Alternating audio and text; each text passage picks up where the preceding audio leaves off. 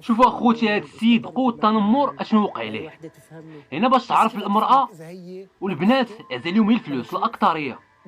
وشوفوا مسكين، شوفوا مسكين اشنو فضل باش يتزوج وما تشوفوش مرتو بهذيك الحالة.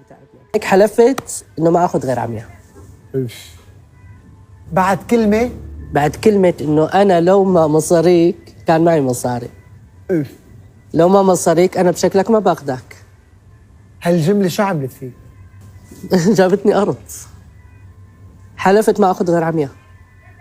كرمال بناء على هالكلمة اللي سمعتها منها قررت اني اتجوز عمية كرمال ما تشوفني.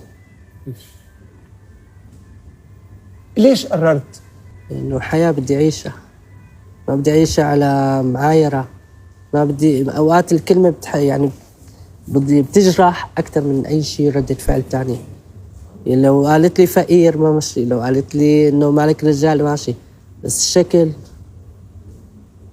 انا هي عم بسمعها يوميا شكل شكل شكل شكل، بعرس بعزا بالشارع بشغل اي شيء عم لاقي هالكلمة، هي كلمة شكل.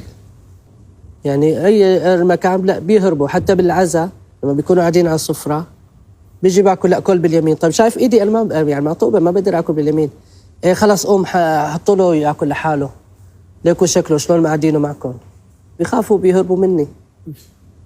شو سبب التشوه أبو بسام؟ كان عمري 6 أشهر، حريق بالبيت.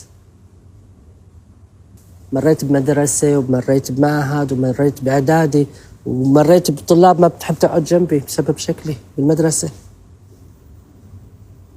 ما استرجي يطلع برات البيت. كيف صار الحريق؟ ما بعرف، كان عمري 6 أشهر، ما بعرف شو عنه. شو كان الهدف من الزواج إذا كنت أنت قاصد تاخد امرأة ما تشوفك؟ الهدف إنه استقر بمكان لأي وحدة تفهمني. بس كيف تفهمك إذا هي ما بتحكي، ما بتشوف، ما بتسمع؟ هاي المشكلة، ما بقدر لا إلا على بيت أهلك، ووجودها معي بتعبني أكثر. وجودها معي بتعبني أكثر لأنه ما عم بلاقي يعني أعبر، يعني ما بقول يعني معلش ما بقدر إلا بحبك بصوت واطي عشان الجيران ما يسمعوني. ما بقدر غازلها، ما بقدر أقعد أنا وياها مثل العالم.